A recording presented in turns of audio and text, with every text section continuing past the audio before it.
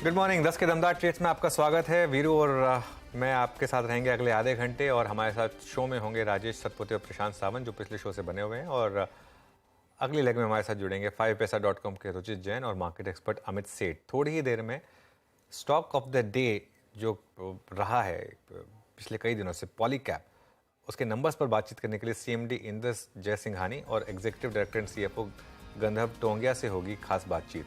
इसके अलावा big market voices में आज हमारे साथ कोटक एएमसी के MD and CEO Nilesh Shah जुड़ेंगे, उनसे एक खास चर्चा करेंगे। ये सब लाइंड अप है कुछ ही देर में शो में। लेकिन मार्केट देखिए एक बार, अच्छा मोमेंटम इस समय 19,836। मिड कैप इंडेक्स ने अभी अभी नया ऑल टाइम हाई लगाया, सेंसेक्स ने नया ऑल टाइम हाई लगाया, निफ्टी ने नया ऑल टाइम हाई लगाया, बैंक निफ्टी रह गया है। क्या bank Nifty all time high लगाएगा, देखते हैं। लेकिन इस समय मोमेंटम है क्लियरली फार्मा स्पेस में, मोमेंटम है इस समय एनटीपीसी में और पावर स्पेस में, पॉलीकैब, हेवेल्स, ये कुछ स्टॉक्स हैं जहां पर इस समय एक अच्छा मोमेंटम आपको विजिबल है स्क्रीन पर। वीरो गुड मॉर्निंग, कुछ और स्पॉट किया आपने? बिल्कुल अनुज, गुड मॉर्निंग। और अनुज, एक बार एक चीज़ को देखते हैं। आई मीन आज हम निफ्टी की बात बहुत कर रहे हैं, आईटी की बात भी कर रहे हैं, बट निफ्टी बैंक अभी तक सिंक नहीं हुआ। दैट्स ऑल्सो इंपॉर्टेंट, ये भी एक महत्वपूर्ण पहलू है। और अनुज जरा एक बार आप निफ्टी पीएसयू बैंक इंडेक्स को देखिए, टेंडिमा पे रेस्ट लेके आया। कल हम क्लोजिंग में थोड़े से डिमोरलाइज थे, थोड़े से अगर आप देखें शोल्डर्स डाउन थे बिकॉज ऑफ एसबीआई जो सिंक किया था। बट एसबीआई का चलना, बीओबी का चलना, जस्ट फॉर ए स्विंग, ये पीएसयू बैंक कैसे पॉइज लग रहे हैं अनुज आपको इस वक्त? नहीं, बिल्कुल आपने एकदम सही समय पर इसको स्पॉट किया वीरू, एकदम, क्योंकि पीएसयू बैंक्स चलते हैं जब मार्केट में मोमेंटम होता है। और आपने सही कहा, कल हम सिंक हुए पीएसयू बैंक में। कल 4515 तक गया था पीएसयू इंडेक्स, वहां से सिंक हुआ। और अगर आप 5 मिनट का चार्ट देखेंगे तो 5 मिनट के चार्ट में एग्जैक्ट 200 पीरियड मूविंग एवरेज ने एक मूव दिखाया है और सही मोमेंटम है। मेरे ख्याल से अब ये शायद 4495 उन लेवल्स तक जाने की तैयारी कर रहा है। एग्जैक्टली एसबीआई में अच्छा मोमेंटम है और शायद यहाँ पर एक लग रहा है मुझे रैली की शुरुआत हुई। सही स्पॉट किया आपने एकदम इस समय। अगर ये मार्केट मोमेंटम चलेगा तो मेरे ख्याल से पीएसयू बैंक्स अच्छा मोमेंटम दिखाएंगे आपको यहाँ से। अगर हमने 19,850 क्रॉस किया तो मेरे ख्याल से अगला लेग शायद ये पीएसयू बैंक ही जोड़ दें, और खासतौर से एसबीआई बैंक। निफ्टी में अभी भी खैर वो थोड़ी सी, जैसा आपने कहा कि एक रिस्क, एक डर लग रहा है। जैसे आप बार बार टर्म यूज कर रहे हैं ना कि सिंक नहीं हो रहा है, क्योंकि बैंक निफ्टी लगातार 2-3 बार सिंक हो रहा है हायर लेवल से। उसने अभी भी ऑल टाइम हाई नहीं हिट किया कल वाला, तो बिल्कुल। लेकिन पीएसयू बैंकों में एकदम सही स्पॉट किया आपने, अच्छी रैली बन रही है इस समय। जी, और याद रखिएगा कल जब निफ्टी बैंक सिंक हुआ था तो 2 लेवल्स पे कॉल राइटर्स ने बहुत बड़ी ग्रिप ली थी, 45,500 की कॉल और 45,700 की कॉल। तो ये 200 पॉइंट अबव 45,500 इंपॉर्टेंट है। हमारे पैनल में इस वक्त टेक्निकल पर्सपेक्टिव से बातचीत करने के लिए अमित सेठ हैं, फ्रेश पर्सपेक्टिव लेके जुड़े हैं। राजेश सतपुते और प्रशांत सावंत पिछले कार्यक्रम से इस कार्यक्रम में भी शिरकत कर रहे हैं और रुचित जैन भी फ्रेश पर्सपेक्टिव लेके जुड़ चुके हैं। आप सभी का एक बार फिर से इस कार्यक्रम में स्वागत है। Amit, good morning. पहले इंडस्ट्रीज पे पर्सपेक्टिव आपका, considering I think Nifty bank का बिहेवियर, आईटी का बिहेवियर और वाइट गुड सेगमेंट का बिहेवियर और पीएसयू बैंक्स का बिहेवियर, इंडस्ट्रीज पे भी और आपके 2 कन्विक्शन ट्रेड्स। जी, good morning Viren ji, good morning Anuj ji and everybody on the panel. Viren ji, Nifty में strictly from intraday point of view momentum काफी स्ट्रांग है। इनफैक्ट हमने देखा जो अर्ली मॉर्निंग वीवैप के लगभग जो कि लगभग आई एम सो सॉरी, एक सेकंड में चार्ट का, यस, जो हमने अर्ली मॉर्निंग डिप देखा 19,800 के आसपास फ्यूचर्स में, दैट वाज बॉट, और हम अब R1 को क्रॉस कर रहा, तो काफी अच्छा मोमेंटम देख रहे हैं। मुझे लगता है कि निफ्टी में अनदर 30-40 पॉइंट का मूव इंट्राडे बेसिस में आ सकता है। स्पेशली अगर हम बैंक निफ्टी देखें तो बैंक निफ्टी अभी बहुत ही वेल पॉइज्ड है अपने पिवट के ऊपर। मुझे लगता है कि यहाँ पे 200 पॉइंट 250 पॉइंट का मूव ड्यूरिंग द डे हम देख सकते हैं, जिस हिसाब से एसबीआई होल्ड कर रहा है, जिस हिसाब से आज पीएसयू बैंक्स में ट्रैक्शन है। तो इंट्राडे के लिहाज से मैं काफी पॉजिटिव हूँ निफ्टी बैंक में। फ्यूचर्स में इसका लगभग स्टॉप लॉस रखेंगे 45,500 का, अभी चल रहा है 45,600 के लेवल्स। मुझे लगता है 200 पॉइंट का मूव यहाँ पे इंट्राडे आ सकता है। स्टॉक स्पेसिफिक अगर बात करें तो मुझे जो 2 स्टॉक्स आज पर्टिकुलरली अच्छे लग रहे हैं, first is Bajaj Finance. Viren ji, Bajaj Finance ने काफी ज्यादा कंसोलिडेशन किया 10 और 20 डे एक्सपोनेंशियल मूविंग एवरेज के आसपास। वहां पे एक गैप जोन का सपोर्ट भी है, और फाइनली मुझे लगता है कि अब यहाँ पे एक मूव आएगा। 7485 का इसका प्राइस है, टारगेट्स लगभग रहेंगे 7650 के, और स्टॉप लॉस रहेगा 7400 का। सेकेंड स्टॉक जो मैं लेना चाहता हूँ दैट इज कैनरा बैंक। कल के सत्र में काफी एक कंसेंसस था, जैसे कि हम सब जानते हैं कि PSU bank would do well. Nifty PSU का अगर हम बैंक का स्ट्रक्चर कल देखें इंडेक्स का, तो वो काफी पॉजिटिव था, लेकिन कल मुझे लगता है एक शेकआउट काइंड ऑफ मूव आया था। लेकिन हमारे पिवट लोज उस मूव में नहीं नेगेट हुए थे। तो स्ट्रक्चर पॉजिटिव है, आज कोई फॉलो अप सेलिंग नहीं है। मुझे लगता है कैनरा बैंक में एक अच्छा मूव आ सकता है। 332 का इसका प्राइस है, टारगेट्स लगभग रहेंगे 342 के, और स्टॉप लॉस रखूंगा 327 का। कैनरा बैंक और बजाज फाइनेंस, ये दो स्टॉक्स पर इस समय अमित जी की कॉल हो गई। चलिए एक काम करते हैं, रुचित और बाकी मानस, प्रशांत और राजेश जी, मैं आता हूँ आपके पास, लेकिन एक नंबर्स एड्रेस कर लेते हैं। पॉली कैब पहली तिमाही में नंबर्स बहुत शानदार रहे हैं। मुनाफे में 81% और आय में 42% की बढ़ोतरी आई है। मार्जिन भी करीब 3% ऊपर आया है। इस पर चर्चा के लिए हमारे साथ कंपनी के सीएमडी इंदर जयसिंघानी और एग्जीक्यूटिव डायरेक्टर एंड सीएफओ गंधर्व टोंगिया दोनों मौजूद हैं। आप दोनों का बहुत बहुत शुक्रिया हमारे साथ जुड़ने के लिए। पहले तो अच्छे नंबर्स के लिए बहुत बहुत बधाई आपको। इंदर जी, पहले आपसे पूछना चाहता हूँ कि डिमांड जो है आपकी, वो कहाँ से आ रही है इस समय? डिमांड सिनेरियो है कैसा, जो आप नंबर्स लगातार चर्न कर रहे हैं, कि इस तरीके की रफ्तार के आगे कायम रहेगी, और कहाँ से आपने पिकअप देखा है? डिमांड तो बहुत अच्छा है, क्योंकि इवन सेंट्रल गवर्नमेंट के, स्टेट गवर्नमेंट के इंफ्रास्ट्रक्चर प्रोजेक्ट बहुत जोर से आ रहे हैं। कंटिन्यूसली डिमांड बहुत बढ़ते जा रही है। और जो बिल्डिंग कंस्ट्रक्शन है, वो भी, उसकी भी डिमांड कंटिन्यूस बढ़ते जा रही है 2 टायर 3 टायर सिटीज में। एंड स्पेशली इंडस्ट्री को, सबको क्या लगता है कि आगे चल के इंडिया में से लोग काफी कंट्रीज इंपोर्ट करेंगे। इसके लिए हर इंडस्ट्री वाला भी एक्सपेंशन कर रहा है। तो मतलब चारों तरफ से डिमांड जो है वो कंटिन्यूस ग्रो होती जा रही है। और हमें लगता है कि ये ऐसे ही चलता रहेगा, और अगले साल अपनी अगर स्टेबिलिटी पॉलिटिकल की आ गई तो ये डिमांड कंटिन्यूस रहेगी। इसकी डिमांड घटने का कोई चांस ही नहीं है। ओनली अभी सर्विस क्या हो गया है कि कौन सबसे जल्दी माल डिलीवरी करता है, कौन बराबर रिस्पांस देता है, किसकी क्वालिटी और अवेलेबिलिटी दोनों साथ में है, उसके हिसाब से ही डिमांड है। अवेलेबिलिटी की डिमांड है, मतलब पहले जो सर्विस देता है, पहले वाला सिस्टम नहीं था कि आप ऑर्डर दे दो कभी भी माल मिलेगा, वो सिटीज वाले जमाने गए। अभी हर एक को जो प्रोजेक्ट कंप्लीट करना है एकदम शॉर्ट पीरियड में करते हैं, बिकॉज दे वांट, उनको लगता है कि हमारी प्रोजेक्ट की कॉस्ट हमको घटाने का एक ही तरीका है, जितना फास्ट प्रोजेक्ट को कंप्लीट करेंगे उतना फास्ट हम प्रोडक्शन में जाएंगे। तो एवरीबडी, बिल्डर हो चाहे इंडस्ट्री हो, हर जगह स्पीड काम की बहुत बढ़ गई है। तो उसकी वजह से डिमांड जो है कंटिन्यूस बढ़ती जा रही है। ओके, चलिए गंधर्व जी आपके पास आ रहा हूँ। आप, गुड मॉर्निंग। वॉल्यूम ग्रोथ कैसी रही है आपकी केबल और वायर स्पेस में? अगर कंपनी का इतिहास देखें तो ये तिमाही कंपनी के इतिहास में सबसे बेहतरीन पहली तिमाही थी। हमने लगभग 3900 करोड़ का टॉप लाइन किया है। लगभग 90% उसमें से केबल एंड वायर से आता है, जहाँ पे वैल्यू वाइज ग्रोथ लगभग 47% की है। और अगर वॉल्यूम की बात करें, डिपेंडिंग ऑन प्रोडक्ट कैटेगरीज, वो लगभग 50 से 60% के बीच में है। तो जो आपने सही कहा कि कॉपर और एल्यूमिनियम में जो वॉलीटिलिटी थी, या forex USD INR exchange rate के अंदर जो बढ़त या कमी आई थी, उसके बावजूद कंपनी ने अच्छा 50 से 60% का वॉल्यूम ग्रोथ इस क्वार्टर में किया है। ओके अच्छा इंद्र जी, हम अभी डोमेस्टिक डिमांड की बात कर रहे हैं, जो कि क्लियरली विजिबल है, नंबर्स में बहुत स्ट्रांग नजर आ रही है। बट एक्सपोर्ट मार्केट कैसा कर रहे हैं, और आगे जाके जो एक्सपोर्ट कंट्रीब्यूशन है इन टोटल रेवेन्यू, वो कैसे दिख रहे हैं? आप एक्सपोर्ट मार्केट कैसा करेगा अगले 2 क्वार्टर्स में? एक्सपोर्ट मार्केट तो हम लोगों ने लास्ट 3-4 साल से जो काम किया है वो किया यूएसए पे, यूके पे, स्पेन पे, ऑस्ट्रेलिया पे। अभी हम लोग, डिमांड तो बहुत जगह से आ रही है। हम ईपीसी बिजनेस जो है, ईपीसी कॉन्ट्रैक्टर को जो माल सप्लाई करते हैं वो तो वर्ल्ड ओवर करते हैं, पर जो डिस्ट्रीब्यूशन नेटवर्क है, हम हर साल में बेसिकली 1 या 2 कंट्री पकड़ेंगे जिसको पूरा कंट्री को कवर कर लेंगे नेटवर्क से।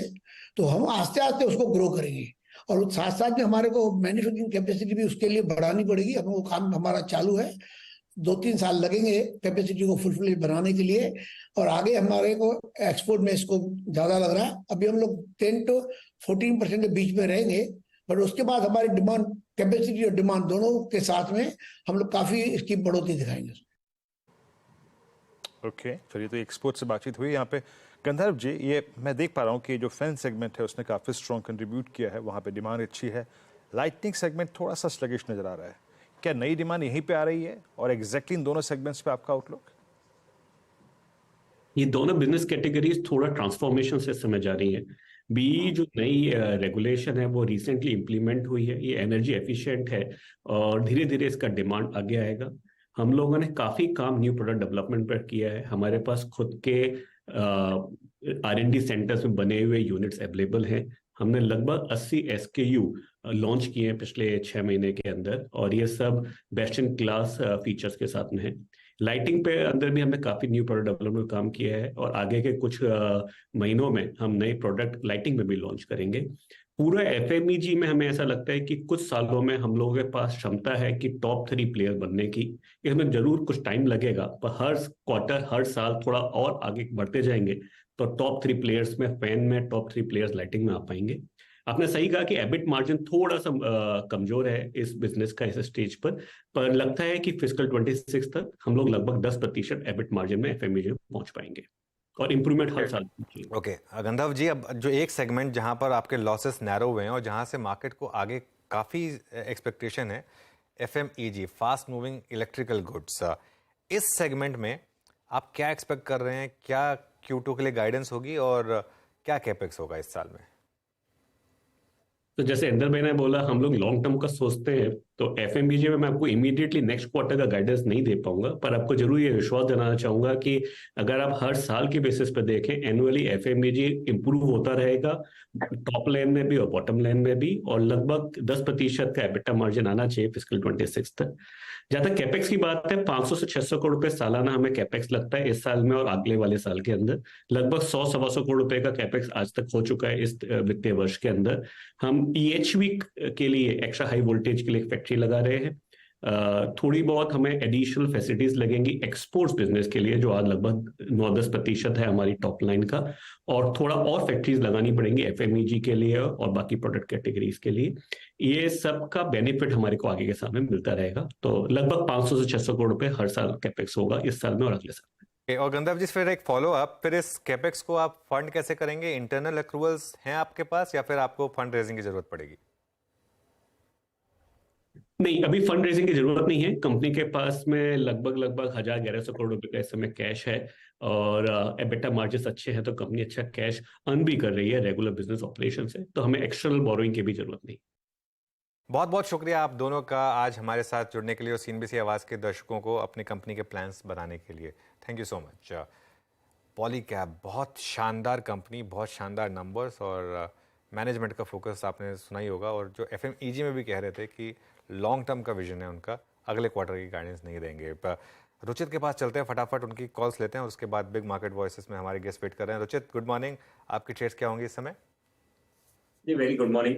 वेल, मार्केट के मोमेंटम के साथ साथ ही 2 बाय कॉल्स है। सबसे पहले ये NTPC में, जहां पे हमने कराची एक करेक्टिव फेज के बाद में गैप अप ओपनिंग के साथ में एक अप मूव का रिजम्पशन होते हुए देखा है।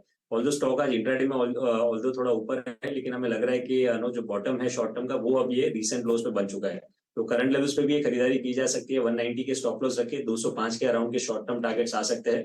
और LNT में मेरा दूसरा कॉल रहेगा जहां पे खरीदारी करनी चाहिए। टाइम वाइज करेक्शन या कंसोलिडेशन फेज ऑलरेडी स्टॉक में हो चुका है और ये पूरे करेक्शन में या कंसोलिडेशन में अपने इमीडिएट सपोर्ट स्टॉक ने ब्रेक नहीं किए। सो 2440 के स्टॉप लॉस के आस में LNT में खरीदारी करें 2550 के टारगेट्स के लिए। ओके, चलिए अब एक काम करते हैं, एक छोटा सा ब्रेक लेते हैं और ब्रेक के बाद बिग मार्केट वॉइसेस में कोटक AMC के MD and CEO Nilesh Shah वो जुड़ेंगे हमारे साथ।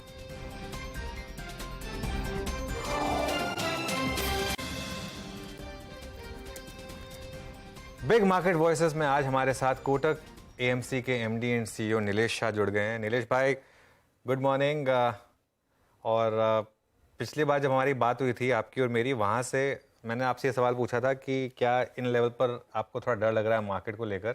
वहाँ से निफ्टी 1000 पॉइंट और चल चुका है तो इतना स्ट्रॉन्ग मोमेंटम मार्केट में, और ऑब्वियसली ब्रॉड बेस रैली रही है ये। मिड कैप, स्मॉल कैप, हर इंडेक्स पार्टिसिपेट कर रहा है, अच्छा लोगों ने पैसा बनाया है। इस समय आपकी क्या एडवाइस होगी और क्या व्यू है इस समय मार्केट पर? तो अनुज भाई, अगर आप देखें तो एक बिरबल की कहानी भारतीय मार्केट में बन रही है।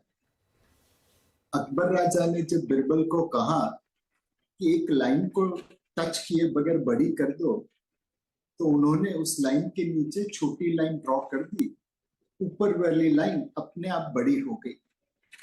सो हमारी इकोनॉमी की रफ्तार, हमारे फंडामेंटल्स तो अच्छे थे ही, बट बाकी देशों की लाइनें छोटी होने लगी तो हमारी लाइन और बड़ी दिखने लगी है। इस वक्त मार्केट में सेंटीमेंट्स पॉजिटिव है, फंड फ्लो पॉजिटिव है, प्राइवेट इक्विटी वेंचर कैपिटल कुछ प्रमोटर्स को छोड़ दे तो बिकवाली बहुत कम है और फंडामेंटल्स भी अच्छे हैं। ऑब्वियसली ये तीनों चीजों का त्रिवेणी संगम मार्केट को चला रहा है और ब्रॉड बेस्ड रैली दिख रही है। इस वक्त स्मॉल एंड मिड कैप में कुछ कंपनीज अपने हिस्टोरिक वैल्यूएशन से काफी ऊपर चल रही है। वहां पे एक प्रकार का संशय रखना या थोड़ा प्रॉफिट बुक करना उचित रहेगा। मार्केट के सामने इवेंट्स भी काफी है, यूएस फेड पिवट से लेके इलेक्शन, उसको नजर रखते हुए हम मार्केट में थोड़ा प्रॉफिट बुक कर ले, इस समय पे लिवरेज पोजीशन खत्म कर दे, थोड़ी ओवरवेट पोजीशन कम कर दे तो सही बात होगी। बट अगर आप न्यूट्रल वेट चला रहे हैं और आपके पास ओवरवेट बनने की जगह है तो इन्वेस्टेड ही रहिए। इस वक्त त्रिवेणी संगम है बाजार में, sentiments, flows and fundamentals, and दूसरे देशों की लाइन छोटी है तो हमारी लाइन और भी बड़ी दिखती है। नीलेश भाई, लेकिन हमारी लाइन और कितनी बड़ी हो सकती है दूसरे की लाइन छोटी किए बिना? अनुज भाई, अपनी कहानी में वही सबसे अच्छी चीज है कि बाकी लोगों की लाइन छोटी हो बड़ी हो, बट हमारी लाइन तो बड़ी होती रहेगी। आज जब हमने करियर की शुरुआत की थी तब $300 बिलियन की मार्केट और जीडीपी थी। आज हमारी आंखों के सामने तकरीबन $3.5 ट्रिलियन की मार्केट कैप और जीडीपी हो गई। तो 10 गुना ग्रोथ हमने 30 सालों में देखा है। कुछ उसी प्रकार की रफ्तार, उसी प्रकार का ग्रोथ आने वाले सालों में भी दिखता रहेगा। तो हमारी लाइन तो बड़ी होती रहेगी, उसमें कोई दो राह नहीं है। ओके, अपने रेखाओं को और विश्व भर के दूसरे देशों की रेखाओं के जरिए रेखांकित करते हुए बाजार की दशा और दिशा नीलेश जी। अच्छा, अब इन रेखाओं से निकल के कुछ ऐसी बातों पे आते हैं नीलेश जी जिसको आपको सुलझाना है। मतलब वो ये है कि कुछ स्पेस जहाँ पे दुविधाएं थी, आईटी नंबर्स अभी भी अगर आप देखें तो कमज़ोर हैं, इसमें कोई राय नहीं, ज़मीनी हकीकत तो यही है। लेकिन आपने 2-3 इवेंट्स का जिक्र किया, उसमें यूएस के रेट्स, उसकी दिशा दशा एग्जैक्टली हमारे इस आईटी का बिहेवियर भी तय करेगी। ये नंबर्स कैसे लगे आपको, और बाजार जो उत्साहित रहा पिछले कुछ दिनों में निफ्टी आईटी को लेकर, आईटी स्टॉक्स को लेकर, उसमें आपको क्या तर्कसंगत नजर आया? आईटी पर आपका व्यू क्या है? तो वीरेंद्र भाई, आईटी के ऊपर बहुत विश्वास से कुछ कहना मुश्किल है, बट मेरे हिसाब से मार्केट आगे वाले समय को देख रहा है। पिछले क्वार्टर के नतीजे तो ठीक ठाक नहीं थे। जो अनसर्टेनिटी आईटी क्षेत्र में है वह मार्केट ने डिस्काउंट करके रखी है। अब 3 चीजों पे आईटी क्षेत्र के निवेशक दावा लगा रहे हैं। एक, पहले हाफ में जनवरी से जून 2023 में लोगों ने खर्चा कम किया है। हो सकता है अपने जो बजट मिले हैं आईटी के सीआईओस को, उसको खर्चा करने में एक तेजी आएगी। जुलाई से दिसंबर के बीच में वो लोग फटाफट खर्चा करेंगे और यहाँ पे बिजनेस बढ़ेगा। दूसरी चीज, डील पाइपलाइन काफी स्ट्रॉन्ग है, बट उनका कन्वर्जन बिजनेस में थोड़ा धीमी गति से हो रहा है। जब तक पाइपलाइन स्ट्रॉन्ग है तब तक उम्मीद कायम है कि आज नहीं तो कल ये डील में कन्वर्ट हो जाएगी। और तीसरा और सबसे महत्वपूर्ण चीज, आईटी क्षेत्र के वैल्यूएशंस काफी रीजनेबल है। कंपनीज इस लेवल पे भी अच्छा मुनाफा कमा रही है, रिटर्न ऑन इक्विटी अच्छा है। तो ये सारी चीजों ने मिला के एक कॉन्ट्रा बाइंग, एक कॉन्ट्ररी बाइंग आईटी क्षेत्र में चालू कर दी है।